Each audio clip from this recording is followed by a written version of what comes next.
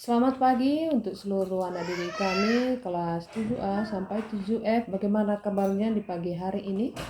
Ibu berharap kita dalam keadaan sehat. Sampai jumpa kembali untuk pembelajaran di minggu ini. Kita akan melanjutkan pembelajaran kita, tapi sebelumnya kita berdoa di dalam hati masing-masing.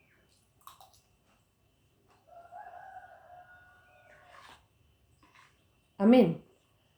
Kita lanjutkan pembelajaran kita, di mana minggu yang lewat itu kita sudah membahas mengenai arti kerendahan hati. Untuk hari ini kita akan membahas apa itu ciri-ciri kerendahan hati.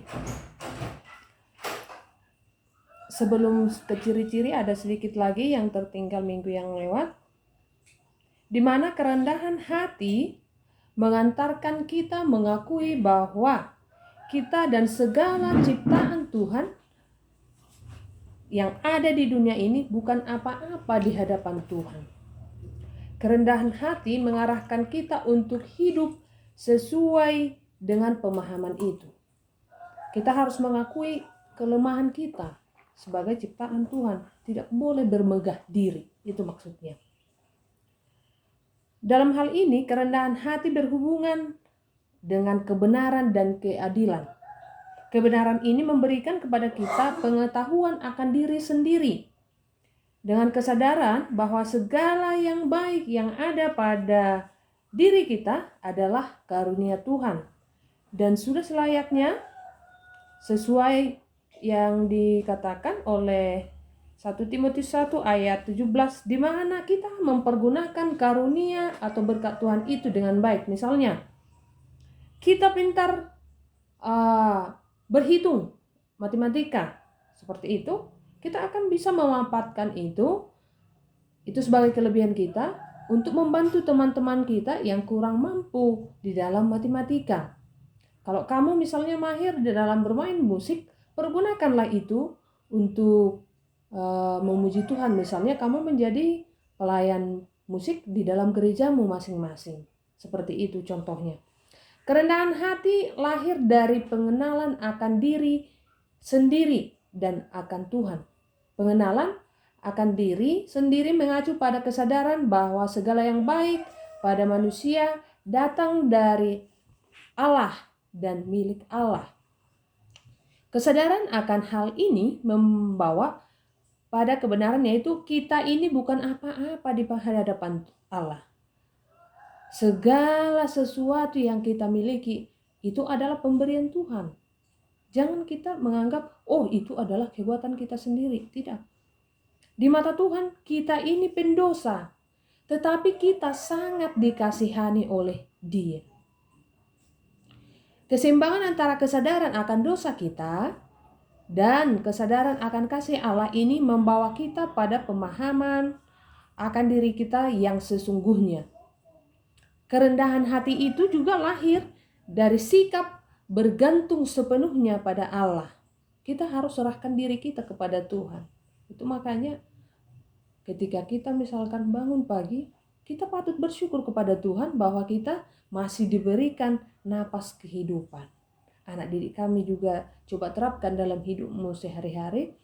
Ketika kamu bangun pagi, coba biasakan untuk menyerahkan dirimu kepada Tuhan, mengucap syukur kepada Tuhan. Ya, jangan kita langsung beranjak dari tempat tidur langsung keluar seperti itu ya. Manusia beriman hendaknya menyerahkan dirinya pada rahmat dan pengasihan Allah. Kerendahan hati adalah penyerahan diri kepada Tuhan sehingga kita berusaha untuk menyenangkan hati Tuhan.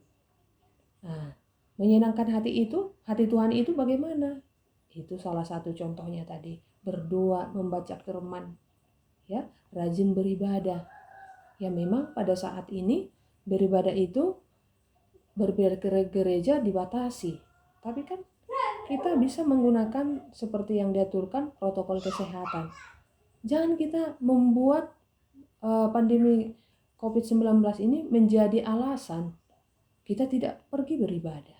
Kita pergi beribadah, tetapi kita gunakan, kita pakailah protokol kesehatan. Seperti itu ya nak. Nah, baru di sini nanti kamu bisa tuliskan ya, atau ibu nanti kirimkan. Apa itu ciri-ciri kerendahan hati? Yang pertama, takut akan Tuhan dan percaya kepadanya. Sudah jelas tahu ya di sini apa itu takut akan Tuhan dan percaya kepadanya. Takut akan Tuhan itu bukan berarti kita takut sekali kita melawan Tuhan, tapi kita itu melakukan apa keinginan, kemauan Tuhan. Itu ya, seperti hukum Tauratnya, hukum Taurat 1 sampai ke 10. Yang kedua, takut kepada Tuhan dan melakukan perintah dan ajarannya. Ya, apa yang diajarkan? Contoh, hormatilah orang tuamu, itu yang tertulis di hukum Taurat ke-5. Ya, kamu hormati orang tua di rumah. Jangan suka melawan, jangan suka membentak orang tua. Contohnya, ya, jangan mencuri, ada di situ ya. Kamu berusahalah, misalkan di rumah, biarpun tergeletak uang mama, jangan asal kamu ambil. Tetapi kamu permisikan dulu kalau kamu butuh uang. Yang ketiga itu menghindari pemegahan diri, jangan sombong. Itu maksudnya. Yang keempat, yang pemegahan diri tadi bisa jangan sombong ya. Jangan menganggap bahwa dirinya itu yang paling wow, paling hebat seperti itu. Yang keempat itu tidak menyombongkan diri. Nah, kalau orang-orang yang menyombongkan diri ini mau kadang berjalan pun tidak ditengok dia lagi ke bawah, tapi udah ditengok ke atas, akan jatuh. Nah, itu ya. Yang kelima itu menghargai kelebihan orang lain. Kita harus mampu menghargai kelebihan orang lain. Kalau misalkan teman kita lebih pintar dari kita, kita harus bisa mengajukan, mantap sekali kamu kawan, jempol kamu kawan. Memang saya akui kamu memang lebih pandai dari aku. Harus seperti itu. Jangan bilang, sok-sokannya itu. Apa jago-jago, nah gitu ya. Jangan seperti itu. Tapi kita harus mampu bilang bahwa teman kita itu lebih bisa dari kita. Yang keenam, menyadari kelemahan diri. Apa kelemahan diri kita? Setiap orang itu mempunyai kelemahan dan kelebihan. Tapi mungkin kita belum sadar apa kira-kira kelemahan kita.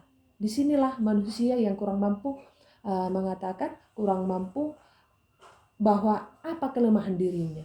Selalu itu kelebihannya yang paling utama dia tahu.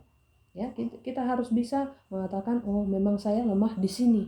Harus kita sadar apa kelemahan diri kita. Yang ketujuh itu menghargai talenta yang diberikan Tuhan kepada kita dan kita pakailah itu untuk menolong orang. Misalkan yang tadi kita pintar misalkan di dalam berhitung, mari kita gunakan itu kepintaran kita itu untuk membantu orang lain. Jangan sombong, jangan kamu bilang, iya loh harus pintar. Seperti saya matematika pintar, nilai 100 terus. Gak boleh seperti itu, tapi kita pakai itu untuk membantu teman-teman kita. Yang terakhir itu bersedia menolong orang lain dengan tulus dan tanpa pamrih. Nah, jikalau kita menolong seseorang, kita tolonglah dia, kita bantulah dia dengan tulus tanpa mengharapkan imbalan. Itu maksudnya di sana. Oke, sampai di sini pembelajaran kita pagi ini. Ibu berharap anak didik kami tetap semangat belajar di rumah, tetap mengerjakan tugas, dan tugasnya dikirim. Ada masih siswa kami beberapa orang lagi yang belum mengirimkan tugas yang hari Sabtu. Kita saling kerjasama ya nak. Ibu memberikan tugas, kamu juga mengerjakan di rumah. Tetap jaga kesehatan, ikuti protokol kesehatan jikalau keluar rumah. Sampai jumpa minggu depan. Salam sehat. Shalom.